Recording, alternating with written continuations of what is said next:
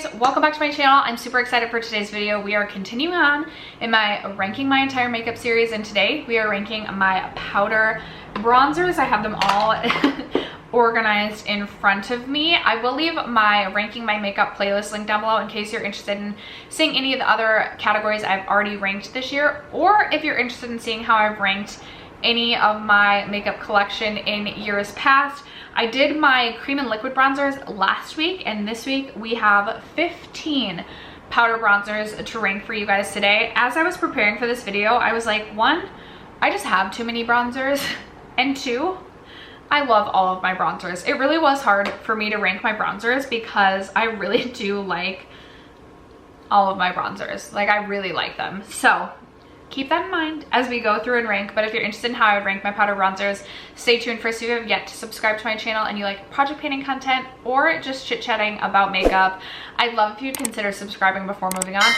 other than that, let's jump into the video.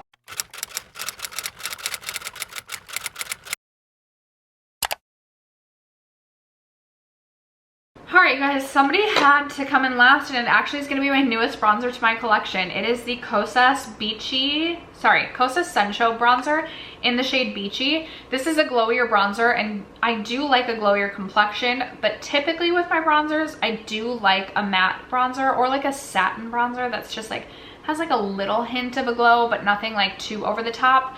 This bronzer also I find can get a little bit muddy on me, so it's just not my favorite bronzer in my collection. Now, I do still really like the bronzer, and I'm not going to be decluttering it, but as I mentioned, a bronzer had to come in last, and it was the Kosas Sunshine. Next up, this used to be a favorite bronzer in my collection, and I don't know if it's because this is getting older or I've just like my bronzer preferences have changed. This is the Vesca bronzer in the shade Kiss by Santorini. Now, Vesca is no longer a brand, unfortunately, but I just find that this bronzer does not blend as smooth as I remember it. And it is a little bit more, it's a little bit deeper and a little bit more warm, so I do think I'll reach for it more this summer. It does have a really thin texture to it, like a really thin, buttery smooth consistency, but I just don't find that it is like, I just feel like sometimes it looks a little bit patchier than I remember. Again, I've had it in my collection for a bit, so that could be a part of it, but that would be my number 14. Coming in at number 13, I have this one from e.l.f. It is the Forever Sun-Kissed bronzer, and I don't know, I don't really have anything against this bronzer. It's actually quite nice. It's very buildable. It is it's very thin in texture, smooth, applies easily, blends easily. I think maybe it's just because I've been using this one so much that I'm just like kind of bored of it. So I just like am feeling my other bronzers a little bit more than this one, but that would be my number 13. Coming in at number 12, I have this one from Charlotte Tilbury. Now, this is the Film Star Bronze and Glow Duo, but I did want to rank this bronzer. I do think this is a really nice, very neutral, more like contour leaning shade. And in fact, is this supposed to be a contour? I mean, yeah, it is. So I probably shouldn't rank it with my bronzers because I'm not ranking my Kevyn Aucoin contour. But because I've already included it, that would be my number 12. It's more of a contour. It's not like gonna give a ton of warmth to the face, but it is a really nice contour shade. And then coming in at number 11, I have this one from Ilia. It's the Drawn In Nightlife Bronzing Powder. I don't really have anything against this bronzer. It's just never been a favorite. It's felt a little bit more dry and a little less silky smooth than a lot of the other bronzers I have in my collection. I've obviously used a lot of this. I have a huge pan in it, but it's not something that I personally would repurchase. It's not like the most beautiful shade of bronzer that I feel like I need to go out and repurchase it either. So that would be my number 11. Coming in at number 10, I have this one from Glowish. This is the Soft Radiance bronzer by Glowish. This is really beautiful, and I know this is not everybody's cup of tea. I know a lot of people think that this is kind of patchy. I've never had issues with that. It is a glowy bronzer, as the name would imply, but if you like a glowy bronzer, I love this.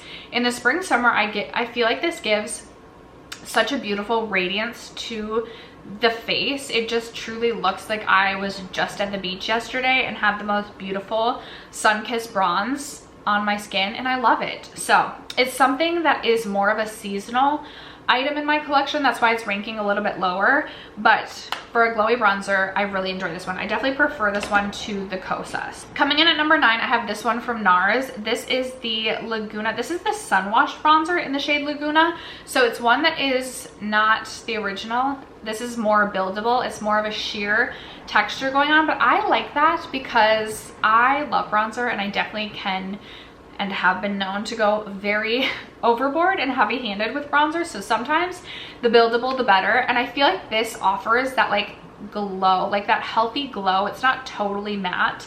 And I think it's just a beautiful shade. I've had this for years. I have used this so much. It fell and cracked a little bit, but there's so much product left in this. Like this will last me what feels like a lifetime. So that would be, I think we said my number 9. Coming in at number 8, I have this one from Dior. I love this compact. This is a really beautiful bronzer. It's the Dior Forever Natural Bronze Bronzer. I have mine in the shade 4 Tan Bronze. I got this to match me more when I am self-tan. My only complaint for this is I feel like this is more of like a contour shade than it is a bronzer shade, which isn't terrible, but I don't contour that frequently, and I can still get away with using this as a bronzer. Sometimes it's good to have a more neutral bronzer, but this is just something that I feel like I am reaching for on a more specific basis rather than it being like my everyday bronzer. Still really enjoy the product, but it's just not my tippity top favorite in my collection.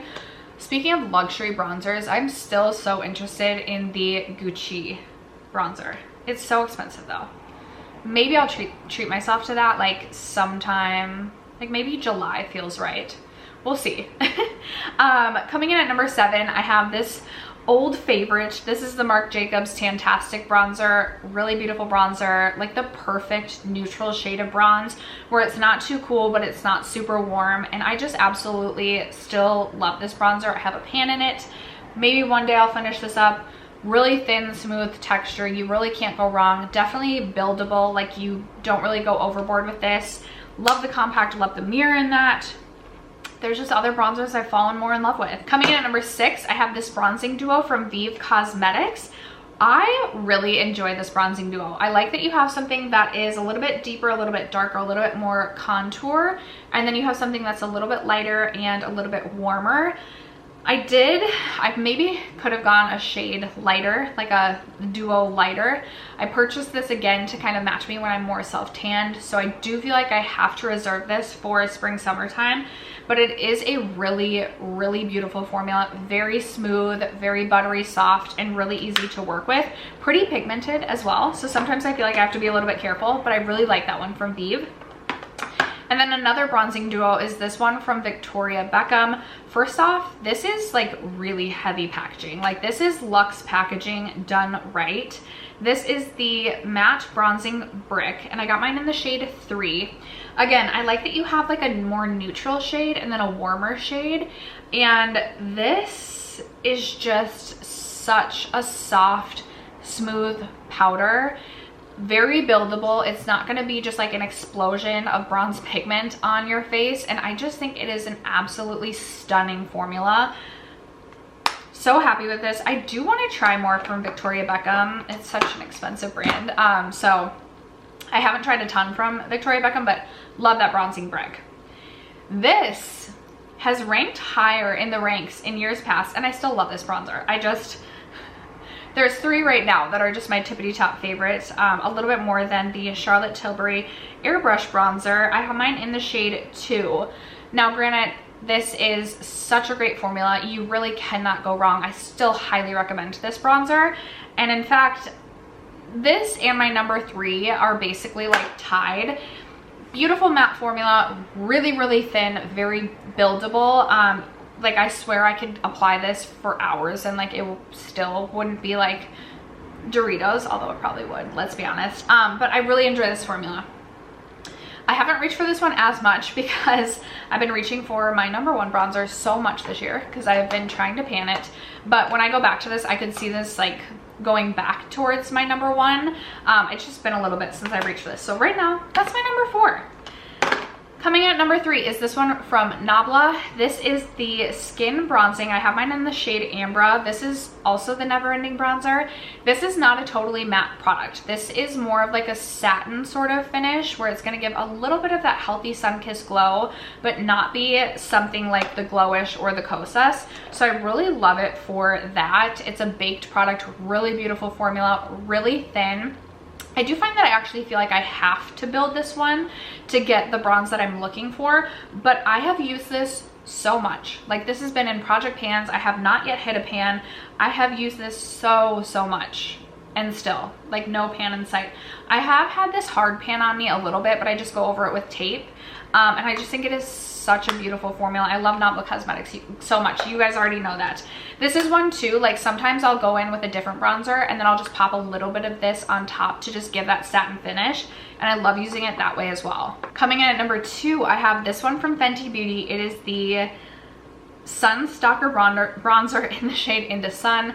Just a beautiful, perfect bronzer tone. I love the shade of this. Like, truly probably my favorite bronzer shade in my collection. Maybe my number 1 is like this all year round, like all year round. My number 1 is like my perfect summer. But I just love the tone of this. I have had this for years, used it so much. I hit pan on it because I was using it as an eyeshadow, trying to hit pan on this bronzer. And after hitting pan, I've used this bronzer again so much and really have not been able to expand that pan. So this is another like never ending bronzer. 100% will and would repurchase this when I finish it. This is a bronzer that I always want to have in my collection because it just truly cannot steer me wrong. Like, very buildable, cannot go overboard, very thin, very easy to blend, apply, perfect shade. Love that one so much. And then coming in at number 1, this has, I can't remember where this fell last year, but not even close to number 1. Now, I am trying to pan this currently in my whole collection project pan, so I've used this so much this year. I've been panning it since the introduction in January. So I've really gotten to know this formula. It is the Tom Ford Glow Bronzer in the shade 2 Terra. Now, I will say I've been using this all year round, but for the summertime especially, I think this is such a beautiful shade. It's a little bit warmer, like kind of neutral, warm leaning, but it has this really beautiful, like, just a hint of a satin finish. Like, it's not totally matte, but it is like matte with just like the slightest satin sheen to it. I think it is so pretty. I have worn this so much. It's very expensive, $75 for this, and maybe even more these days for this, what feels like a little pan of bronzer. But I mean, I don't know if I'm anywhere close to pan. And I have been working on this for 5 months, 6 months at this point in time. So very happy that I love this bronzer because I spent so much money on it. So beautiful. I don't necessarily feel like you have to go out and purchase this because it's so expensive. But if you've been thinking about treating yourself and you like something that's like neutral with a little bit warm leaning, I think you'd really enjoy this bronzer. So my number 1 this year, definitely a change up. Some categories it's like the same favorite every year. This is a change up. So my tippity top bronzer favorite of 2023 is my Tom Ford Glow Bronzer. After that, that is going to conclude my powder bronzer ranking for 2023. Would love to know in the comments, what is your favorite bronzer at the moment? Thank you guys so much for sticking around to watch and for supporting me as you guys always do. I love you guys so much, and I'll catch you in my next video. Bye.